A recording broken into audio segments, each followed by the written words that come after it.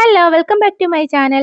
അപ്പോൾ നമുക്കിന്ന് തേങ്ങ ചേർക്കാതെ തന്നെ വളരെ പെട്ടെന്ന് നല്ല കുറുകിയ മോരുകറി എങ്ങനെ തയ്യാറാക്കി എടുക്കാമെന്ന് നോക്കാം.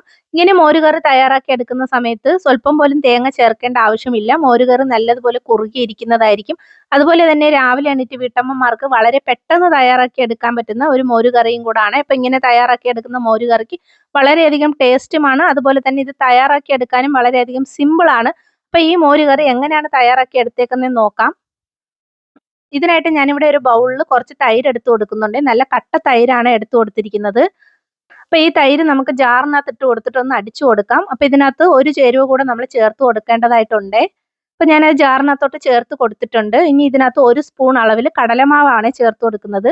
അപ്പോൾ തൈരിൻ്റെ ക്വാണ്ടിറ്റിക്ക് അനുസരിച്ച് നിങ്ങൾ കടലമാവ് എടുത്തു കൊടുക്കാനായിട്ട് ശ്രദ്ധിക്കുക. ഞാൻ ഇത്രയും തൈര് എടുത്തതിന് 1 സ്പൂൺ കടലമാവാണ് ചേർത്ത് കൊടുത്തിരിക്കുന്നത്.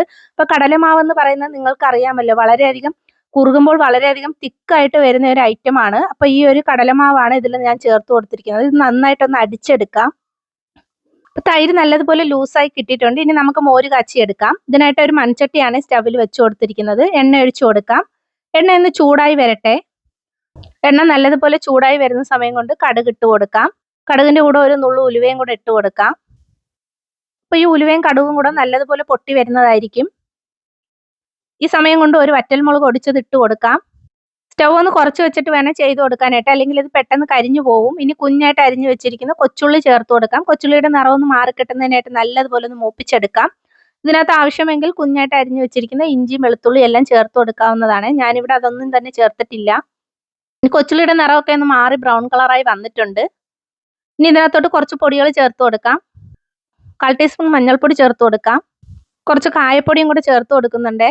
ഇനി നല്ലതുപോലെ ഒന്ന് മൂപ്പിച്ചെടുക്കാവേ.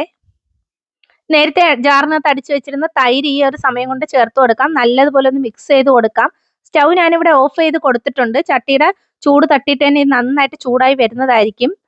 മോരുകറി തിളച്ച് പോകാൻ പാടുള്ളതല്ല. തിളച്ച് കഴിഞ്ഞാൽ മോരുകറിക്ക് നല്ല ടേസ്റ്റ് ഉണ്ടാകത്തില്ല. ജസ്റ്റ് ഒന്ന് ചൂടായി കിട്ടിയാൽ മതി. ഇനി ജാറിനകത്ത് സ്വല്പം വെള്ളവും കൂടെ ചേർത്ത് കൊടുത്തിട്ട് അതും കൂടെ ഞാൻ ഇതിനകത്തോട്ട് ഒഴിച്ചു കൊടുത്ത് നല്ലതുപോലെ ഒന്ന് മിക്സ് ചെയ്തെടുക്കുകയാണ്. അപ്പോൾ വളരെയധികം ടേസ്റ്റി ആയിട്ടുള്ള മോരുകറി വളരെ പെട്ടെന്ന് തന്നെ ഇവിടെ തയ്യാറായി കിട്ടിയിട്ടുണ്ട്.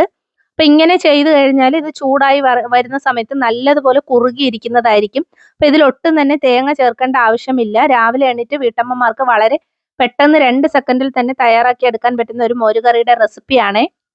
ഇനി മോരുകറിക്ക് ആവശ്യമായിട്ടുള്ള ഉപ്പ് ഈ ഒരു സമയം കൊണ്ട് ചേർത്ത് കൊടുക്കാവുന്നതാണ്. ഈ ഉപ്പ് ചേർത്ത് കൊടുത്തിട്ട് നല്ലതുപോലെ ഒന്ന് മിക്സ് ചെയ്ത് കൊടുത്തതിന് ശേഷം കുറച്ച് കരിയാപ്പിലയും കൂടെ ഞാൻ ചേർത്ത് കൊടുക്കുന്നുണ്ട്. അപ്പോൾ എൻ്റെ ഈ വീഡിയോ ഇഷ്ടപ്പെടുവാണെങ്കിൽ ലൈക്ക് ചെയ്ത് സബ്സ്ക്രൈബ് ചെയ്ത് ചാനലൊന്ന് സപ്പോർട്ട് ചെയ്യാനായിട്ട് ആരും മറന്നു പോകല്ലേ. അപ്പോൾ എല്ലാവരും ഒന്ന് ട്രൈ ചെയ്ത് നോക്കണേ. വളരെയധികം സിമ്പിൾ റെസിപ്പിയാണ്, അതുപോലെ തന്നെ ടേസ്റ്റിയുമാണ്. കടലപ്പൊടി ചേർത്തത് കൊണ്ട് ഇതിൽ ഒട്ടും തന്നെ കടലപ്പൊടിയുടെ ചെവ ഉണ്ടാകത്തില്ല. നിങ്ങൾ ഒരു പ്രാവശ്യമെങ്കിലും ഇതുപോലെ ഒന്ന് ട്രൈ ചെയ്ത് നോക്കണേ. അപ്പോൾ വീഡിയോ ഇഷ്ടപ്പെടുവാണെങ്കിൽ ലൈക്ക് ചെയ്തേക്കണേ. അപ്പോൾ അത്രയേ ഉള്ളൂ. ടാറ്റാ.